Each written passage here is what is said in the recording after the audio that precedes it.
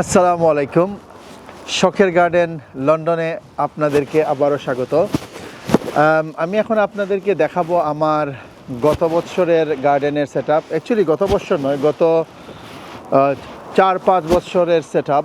গত 4-5 বছর আমি এভাবেই এখানে সবজি ফলিয়ে আসছি। এটা হচ্ছে আমার মেইনলি ড্রাইভওয়ে বা আমার ঘরের সামনের উঠান, এবং আমি এই পরিত্যক্ত জায়গাটিও গার্ডেনে রূপান্তরিত করেছি। এই জায়গাটি আগে এরকম ছিল না, একদম সাদামাটা ছিল। সো প্রথমে এখানে আমি একটি চেরি প্লান্ট লাগিয়েছি, যেটাকে বলে আমাদের জাম, কালো জাম টাইপের একটা গাছ। ফুল আসছে, আপনারা দেখতে পাচ্ছেন। এবং এখানে আমি নর্মালি এই জায়গাটাতে আমি নর্মালি লাগাতাম শিম, এই দেশি রানার বিন।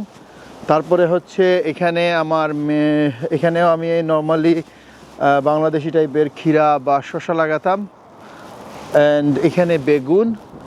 তারপরে হচ্ছে ওইদিকে বাংলাদেশি স্টাইলের শিমের গাছ লাগিয়েছি, যেহেতু আমার সূর্য এদিক থেকে উঠে, অ্যান্ড এই জন্য আমার সেট আপটা ঠিক এরকম ছিল যে গ্রিন হাউসটা একদম সর্বশেষ দিকে, যাতে করে আমি পুরো দিনের সমস্ত সূর্যের আলোর সঠিক ব্যবহারটা যাতে করতে পারি। সো এই জন্য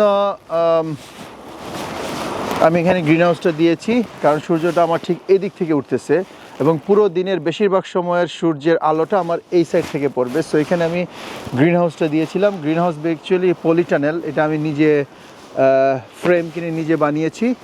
সো এখন আমি গ্রিন হাউসের ভিতরটা আপনাদেরকে একটু দেখাবো। সব অগোছালো, গত বছরের কিছুই গোছানো হয়নি। এখানে আমি নর্মালি করলা লাগাতাম, এখানে লাল শাক, অ্যান্ড এই জায়গাটিতে আমি নর্মালি কচু, মরিচ, নাগামরিচ, কাঁচামরিচ, এবং এইদিকে এখনও দেখতে পাচ্ছেন আপনারা বেগুনের চারা রয়ে গেছে। গত বছর বেগুন লাগাইছিলাম। তো এখানকার টেম্পারেচারটা অনেক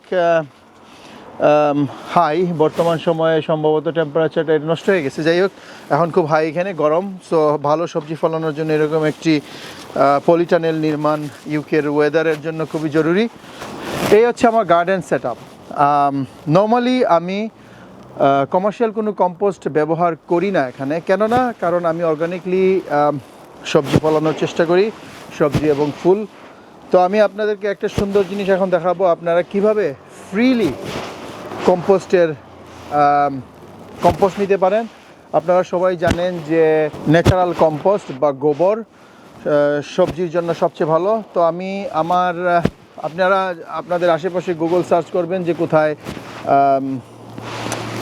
হর্স স্টেবলস আছে, ঘোড়া কোথায় লালন পালন করা হয়, সেখানে গেলে আপনারা বিনামূল্যে সেখান থেকে কম্পোস্ট নিতে পারেন গত বছরের। ওরা নর্মালি কী করে, ওরা নর্মালি সেই গোবরগুলা নিয়ে একটি জায়গায় স্তূপ করে রাখে এবং পুরো বছর এখানে ওগুলো পচার পরে আপনি বছর শেষে সেখান থেকে কালেক্ট করতে পারবেন ফ্রি অফ কস্ট। আমি গত 5 বছর ধরে এটা নিয়ে আসছি, এবং আমি আপনাদেরকে এখন আমার গত বছর বা তার আগের বছরের কিছু সবজির ফলন দেখাবো, ছবি দেখাবো। যদিও ভিডিও করা হয়নি তখন, ওই মুহূর্তগুলোতে ছবি আছে, আমি ছবিগুলো দেখাবো। এখন আমরা যাচ্ছি কম্পোস্ট কালেক্টের জন্য।